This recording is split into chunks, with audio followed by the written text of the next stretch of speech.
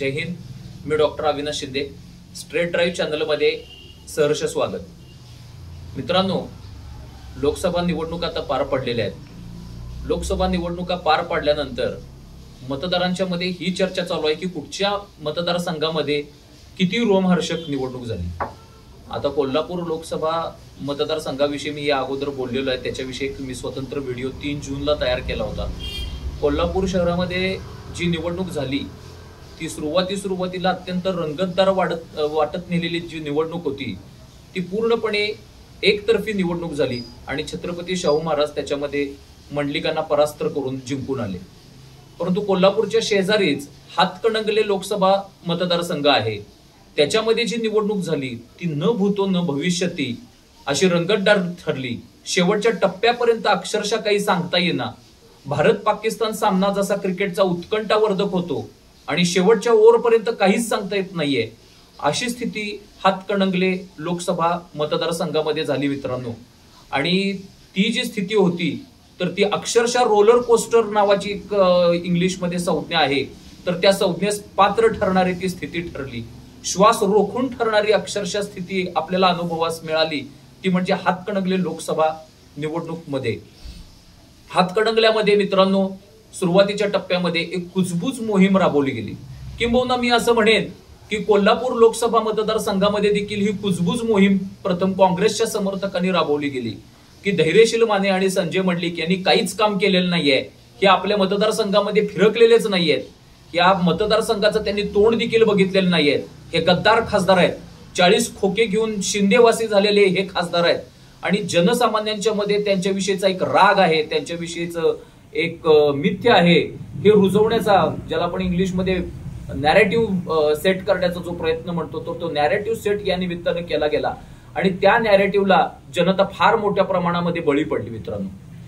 अगदी कुठच्याही शेंबड्या पोराला जरी विचारलं तरी ते पोरग म्हणायचं की धैर्यशील माने आमच्या भागात आलेले नाहीत, सदाशिवराव मंडलिक यांचे चिरंजीव संजय मंडलिक आमच्या भागात आलेले नाहीत, त्यांना मतदारसंघाचं त्यांनी कधी तोंडच बघितलेलं नाहीत, त्यांनी कुठचीही कामं केलेली नाहीयेत. त्यामुळे एक असंतोष संजय मंडलिक आणि धैर्यशील माने यांच्याविषयी एक वातावरणामध्ये तयार झाला आणि त्याची परिणती म्हणजे पहिल्या टप्प्यातून धैर्यशील माने जे होते तर ते पूर्णपणे त्यांची गच्छंती झाली होती मित्रांनो. पहिल्या टप्प्यामधली निवडणूक जी होती ती सत्यजित पाटील आबा आणि राजू शेट्टी यांच्या भोवतीच केंद्रित झाली होती आणि धैर्यशील माने हे 3ऱ्या क्रमांकावरती फेकले गेले होते मित्रांनो. नंतरच्या टप्प्यामध्ये आबांचं लीड कुठच्या भागातून किती पडणार, अगदी 4थीतल्या पोराला जरी विचारलं तरी ते 4थीतलं पोरग म्हणायचं की आबाच निवडून येणार आमच्या मतदारसंघातून.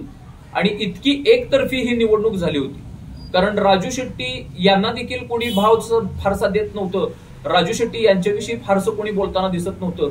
प्रत्येकाच्या तोंडात एकच होतं म्हणजे आबा आबा आणि आबाच. आणि अशा पद्धतीची ही निवडणूक होत असताना आबांनी फार मोठ्या प्रमाणामध्ये कार्यकर्त्यांची जमवाजमव केली आणि प्रचारामध्ये सुसूत्रता त्यांनी जी अवलंबली, त्याच्यासाठी उद्धव ठाकरेंची सभा झाली, त्याच्यानंतर जयंत पाटील यांनी त्याच्यासाठी विशेष प्रकारचे कष्ट घेतले होते. त्यामुळे आबांचा वरचष्मा या निवडणुकीमध्ये सिद्ध होणार आणि आबा हे प्रचंड मताने विजय होणार याची खात्री आबांच्या समर्थकांना देखील होती आणि तमाम उद्धव बाळासाहेब ठाकरे यांच्या शिवसैनिकांना देखील त्यांची विजयाची खात्री होती. त्याच्यानंतरचा टप्पा सिद्ध झाला ते म्हणजे मुस्लिम मतं ह्या मतदारसंघामध्ये फार मोठ्या प्रमाणात आहेत. विशेष करून हातकणंगले तालुक्यामधली मुस्लिम मतं जी असतील आणि इचलकरंजीमध्ये कबनूर वगैरे ज्या भागातली मुस्लिम मतं जी असतील, मुस्लिम बांधवांची मतं निर्णायक ठरणार अशी सिच्युएशन तयार झाली. मुस्लिम बांधवांचे व्हिडिओ जे आहेत तर ते फार मोठ्या प्रमाणात व्हायरल झाले. आम्ही आबांना कसा पाठिंबा देणार आहे, आम्ही आबांना निवडून कसं आणणार आहे, आम्हाला मशिदींमधून कसे फतवे निघालेले आहेत आणि आम्ही आबांना का पाठिंबा देणार आहेत.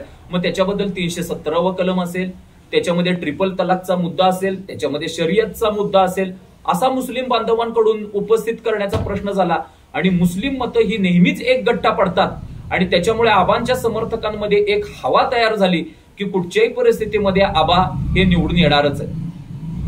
दरम्यानच्या काळात भाजप आणि शिवसेना युती देखील काही गप्प बसलेली नव्हती. भाजप आणि शिवसेना युतीने योगी आदित्यनाथ यांची सभा घेतली आणि माझ्या मते मित्रांनो योगी आदित्यनाथ यांची ही जी सभा आहे तर ती हिंदुत्वाला फुंकर काढणारी ठरली आणि तमाम आपले हिंदुत्ववादी कार्यकर्ते जे होते ते प्रथम धैर्यशील माने यांच्या विरुद्ध ज्या कुजबूज मोहिमेला बळी पडले होते आणि जे मशालीला मतदान करणार होते तर ते पूर्णपणे जागृत झाले आणि त्यांच्या हिंदुत्वावरती एक फुंकर घातली गेली. त्याच्यानंतर भिडे गुरुजींचा जो फतवा निघाला, भिडे गुरुजींनी आपल्या संदेशामध्ये स्पष्ट सांगितलं की तुम्ही कितीही काहीही करा, वरती आपल्याला जर मोदी पंतप्रधान जर पाहिजे असतील, वरती आपला हिंदुत्वाचा हुंकार जर गाजला पाहिजे, वरती दिल्लीच्या तख्तावरती जर हिंदुत्वाचं राज्य आणि भगव्या पताकेचं राज्य असलं पाहिजे, तर तुम्हाला धैर्यशील माने यांच्या बरोबरचे जे मतभेद आहेत तर ते मातीत गाडायला लागतील आणि विरोधी पक्षाला देखील तुम्हाला मातीत गाडण्याची किमया साध्य करून दाखवावी लागेल. आणि वातावरण बघता बघता फिरलं मित्रांनो. कालपर्यंत जे मशालीचा प्रचार करत होते त्यांच्या मनामध्ये मोठ्या प्रमाणामध्ये चलबिचल चालू झाली.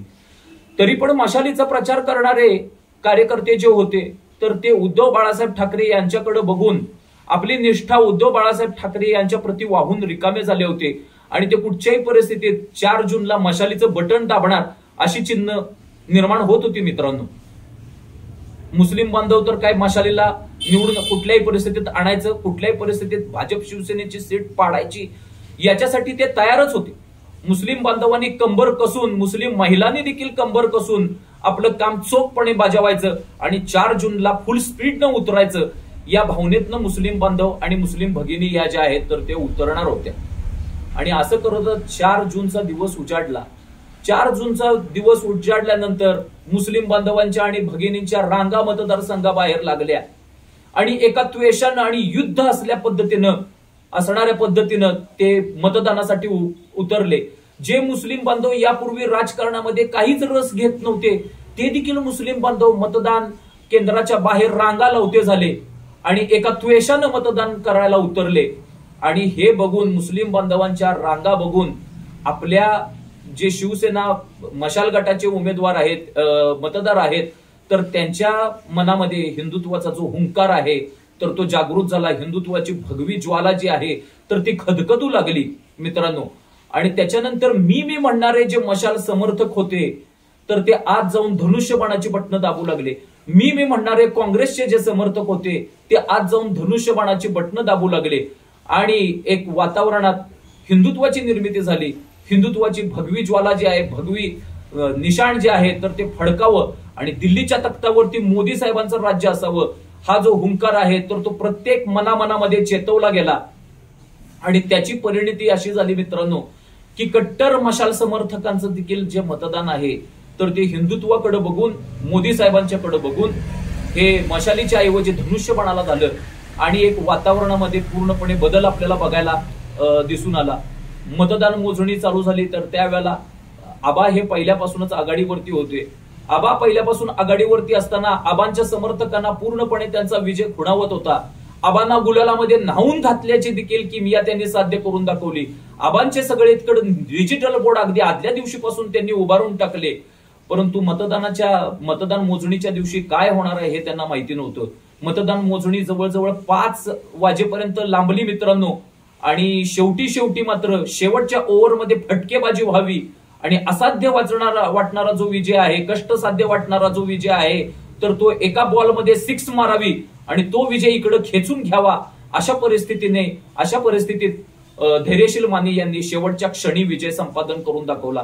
याच्यामध्ये हिंदुत्वाची ताकद, भिडे गुरुजी यांचा फतवा आणि योगी आदित्यनाथ यांची सभा जी होती ती निर्णायक होती. आणि कष्टसाध्य आणि अशक्यप्राय वाटणारा जो विजय आहे तर तो शेवटच्या मतमोजणीमध्ये शेवटच्या क्षणी आपल्याला साध्य करून रोमहर्षक यांनी विजय धैर्यशील माने यांनी जो मिळवला तर त्याला तोड नाही मित्रांनो. आणि या निमित्तानं प्रत्येकाला, बीजेपीच्या देखील नेत्यांना, काँग्रेसच्या देखील नेत्यांना, उद्धव बाळासाहेब ठाकरे यांच्या देखील नेत्यांच्या डोळ्यामध्ये झणझणीत अंजन घालणारी ही निवडणूक ठरली.